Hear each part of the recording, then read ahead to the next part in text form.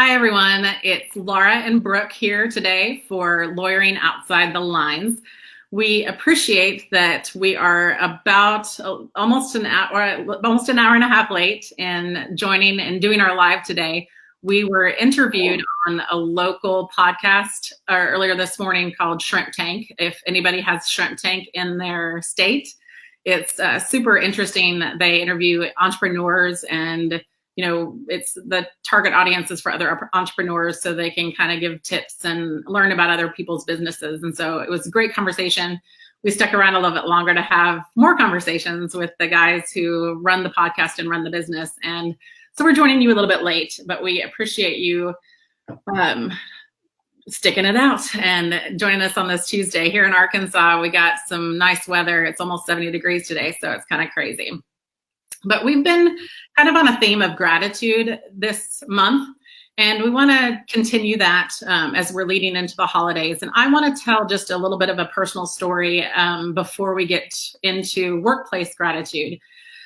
For some of you, I'm not shy about talking about this. I don't put it out there super, prevalent, but I have multiple sclerosis. I was diagnosed about 4 years ago. And it's been very manageable. The initial kind of episode that I had, which was not the first one, but the first one that was enough to get me diagnosed, was pretty intense and not fun and lasted for a long time. But I had a flare-up last week, and the flare-up was the scariest day of my entire life, and it landed me in the emergency room.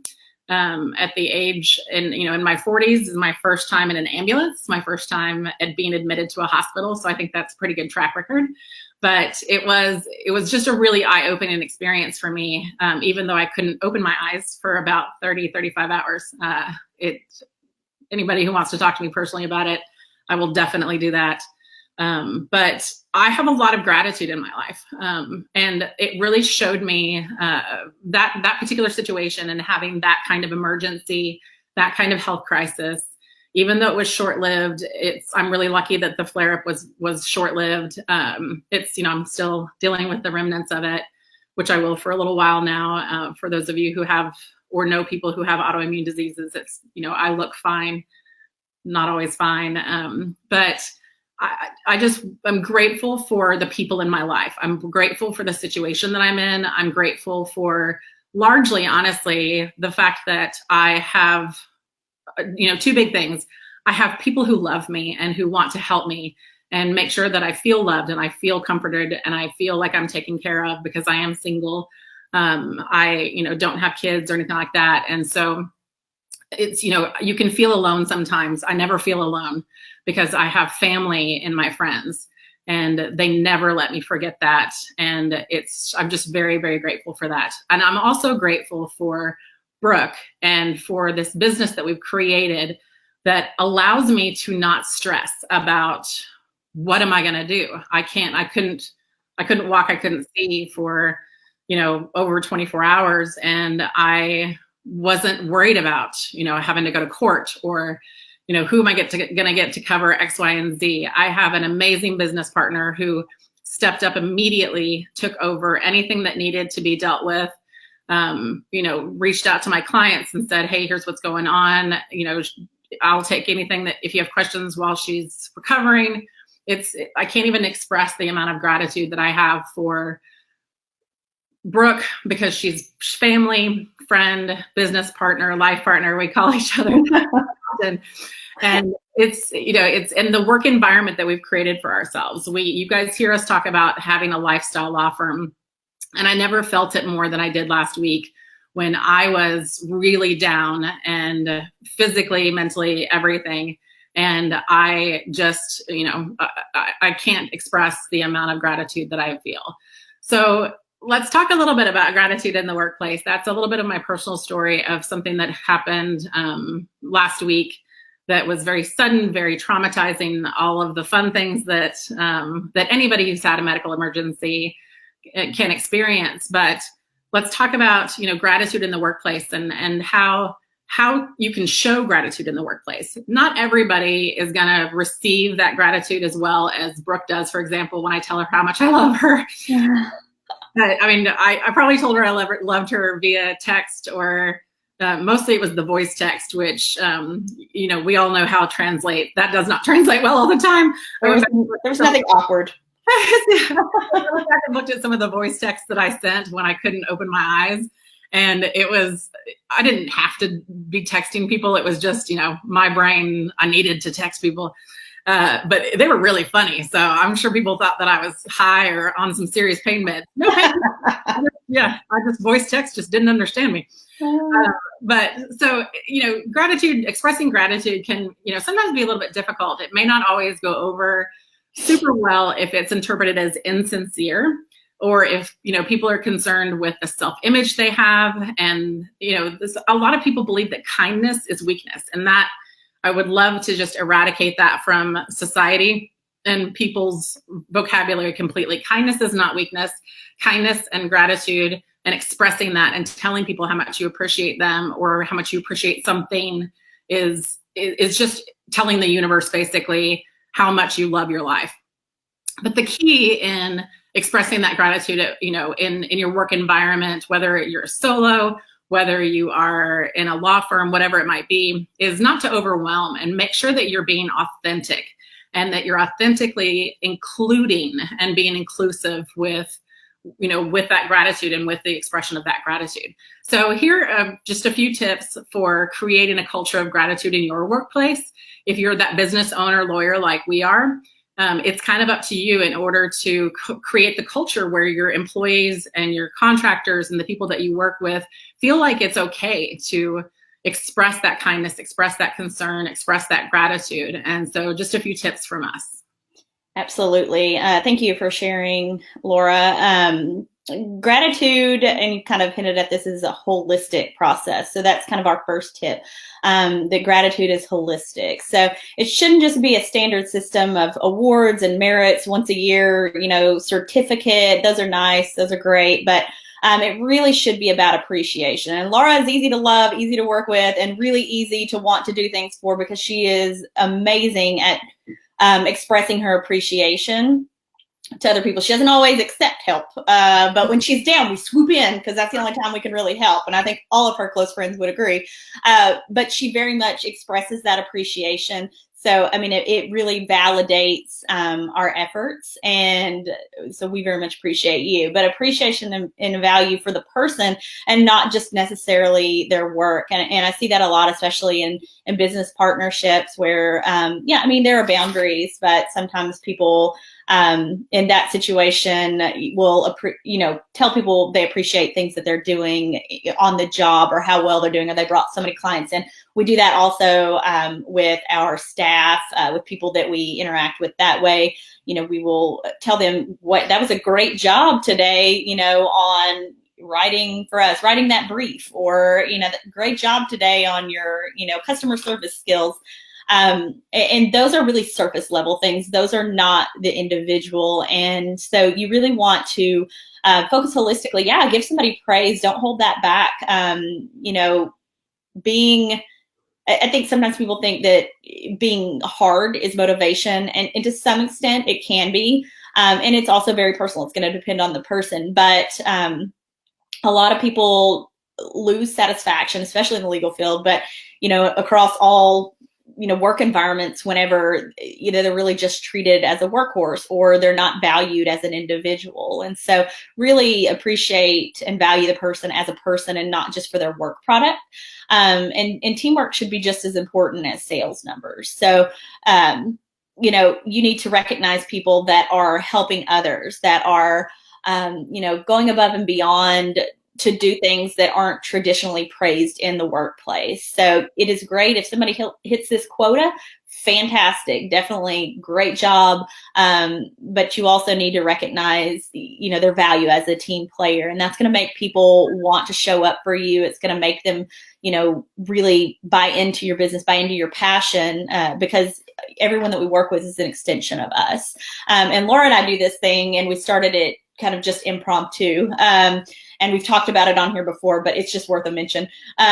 We actually set aside in our partner meetings, we end up doing this almost daily now because it's just become a habit and a practice for us. But we set aside some time to, it's called 5 minutes of awesomeness, and we intro it like, ooh, 5 minutes of awesomeness. And sometimes when it happens like impromptu, we'll just all of a sudden, 5 minutes of awesomeness, just wherever we are. We may look weird in public, but we do that. And really what it is to sit down and say, I appreciate, it's also, here's the work that you did this week, and I appreciate that because I don't like having to reconcile our books. Thank you so much, Laura, for doing that for us. Or, you were very, like Laura said, you stepped out and done this for me, and I really appreciate that. And it's not necessarily great job on drafting that. It's thank you for, your humanity. Thank you for, being genuine, authentic, and, considering me as a person.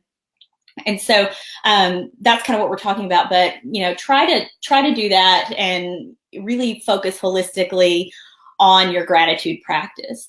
Also, number 2, it's not one size fits all. Gratitude practice varies. So people need to be shown the recognition and appreciation that they need. And everybody kind of operates in different ways. I know we've probably all heard of love languages, and, people will try to work through their relationships, romantic relationships that way, and figure out how they communicate. I mean, it's kind of the same thing here. You need to really invest in your people and get to know them and show the recognition and appreciation in different ways. Not everyone's going to want a trophy.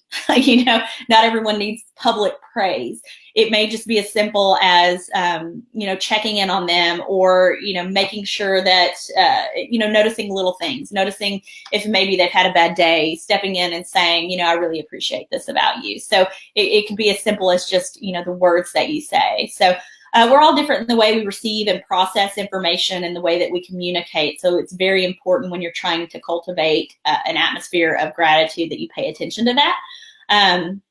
And also, if we're not aware of each other's unique styles and preferences, we often risk miscommunication. So you really need to be, open to being wrong sometimes, open to other people's communication styles, be flexible, and, not take things personally if someone's not responding to the way you're showing gratitude, like the way you expect them to, or, doesn't necessarily show gratitude in the way that you need. Just make sure to communicate that with one another and make it a priority to intentionally learn that about one another. And also, we should embrace those differences and recognize each other's strengths, even if that's not your strength. Laura has a lot of strengths that are not my strengths. That makes it very good for us to work together. But, pay attention to those things, embrace those things. It's not a competition. It's a collaboration. It's a collaborative effort, and we all grow together.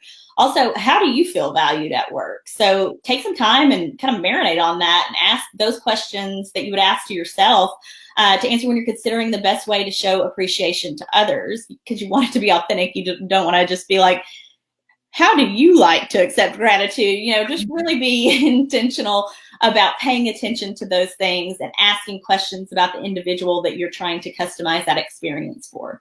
Exactly. I'm just now picturing like a questionnaire. Yeah. Check the box. Do you like trophies? Only 20 characters are allowed.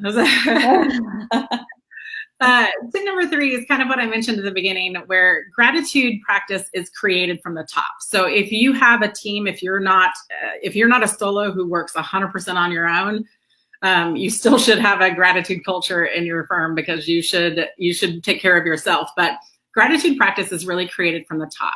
So leadership in a law firm or a business of any kind has to fully embrace the concept, be intentional, and commit to fostering the space of gratitude. Gratitude is such a powerful word. And if you haven't read things about the word gratitude and what that actually means, I encourage you to, listen to podcasts and reach out, because gratitude is one of the most freeing emotions, I think. And you just have to, as the leadership of your law firm, of your business, you have to really be intentional and commit to having that be your workspace be open and free for gratitude. Also, provide a place for and encourage self-care. I, for example, worked at, and I think Brooke has had these experiences as well, but I worked for an anti-human trafficking nonprofit in Washington, D.C. for a few months back in 2015. And obviously that's a super intense subject matter. And in the office, they had space, especially for the people who answered the hotlines. They had space where it was coloring books and it was naps and it was like all sorts of things like that, where if you had a super intense call, if you had something that was really going on, you could separate yourself physically and go to that place to get out some emotion, get out some frustration, whatever it might be. So provide a place for that. Encourage people to actually do some self-care, because that is way more important than people really give it credit for. You can't force gratitude either. You can't make somebody be grateful. Everyone has to buy into the idea. And so employees should be taking that initiative as well. And that's, again, where you're fostering that culture, where you're providing the opportunities and, maybe giving trainings and seminars and, encouraging people to read about it, whatever it might be, but you can't force it on them. Some people are a little bit more resistant to the idea of, it's not touchy-feely. I don't like that phrase just because it's got a negative connotation to it.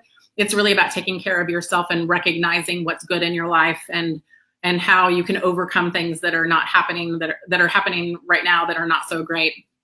So you have to kind of encourage them to take ownership and take the initiative to practice gratitude as well.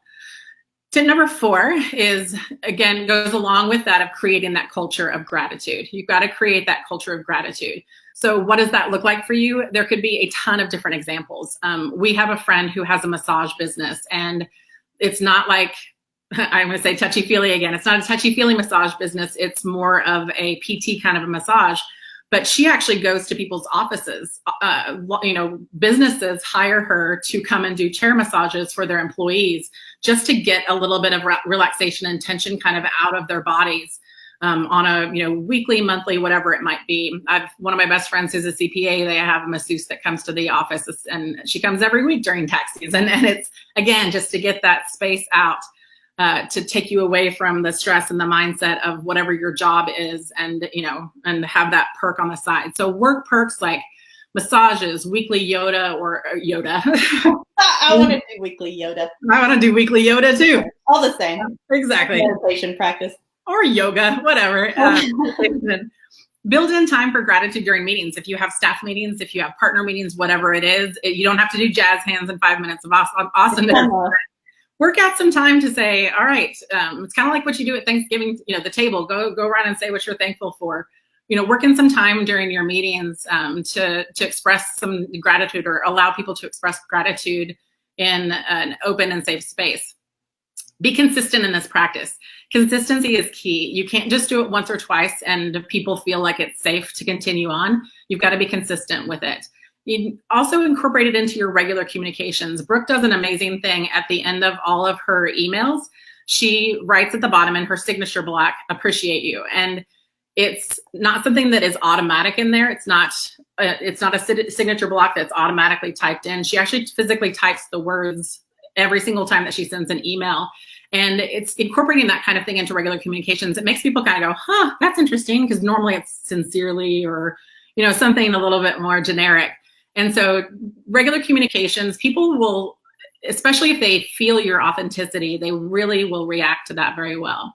And it's, you can't say it enough. It's not just about what you do or what you say. It's how you treat people and interact with them. So words are great, but if you say that you appreciate someone and then call them names behind their back, that's not really a good thing. So it's about more than what you do or say. It's how you treat people and interact with them. And if you treat people well, expressing that gratitude in ways that I'm going to go back to my thing from last week. I had a friend who lives in New Orleans, who's an attorney, and I've known her for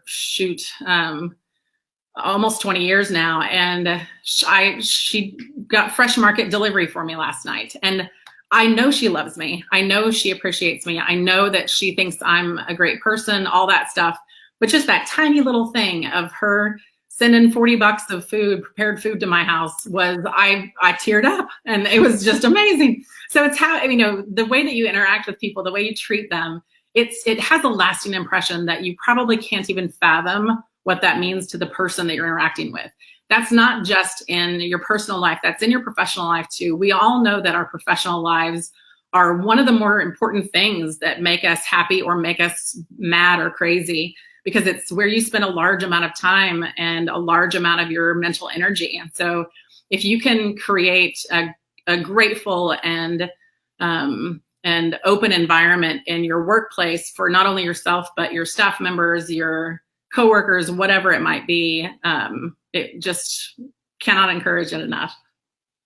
Absolutely. And thank you guys again for joining us. Sorry we were a little late hopping on. Laura, again, I really appreciate you sharing. I think that really exemplifies what we're talking about as far as having an attitude of gratitude and staying in that even in difficult situations, to look for the things that you're grateful for. So the 4 things in the workplace to help you cultivate gratitude. Remember that gratitude is holistic. It's not one size fits all. The practice is really fostered from the top, from leadership, and also it's really important and should be intentional and make it a priority to have a culture of gratitude. I've talked about it before on here. It's been proven that gratitude improves happiness. Science proved that, and happiness in turn is going to improve morale, productivity, performance, all the good things. So a gratitude practice can not only transform your workplace, but also your life. Went a little long, but it's such an important topic. We hope that it's beneficial for you. And Laura and I are going to be spending time with family next week, so we won't be here. We hope everyone has a happy Thanksgiving. We will be back. I think it's the 3rd. I didn't even look in between, but I think it's the 3rd of December. Hopefully we'll be here at noon. We plan on it. We plan on not being tardy next time. And we'll be here starting kind of transitioning into a new season. So we hope to see you then, and thanks so much. Have a great week.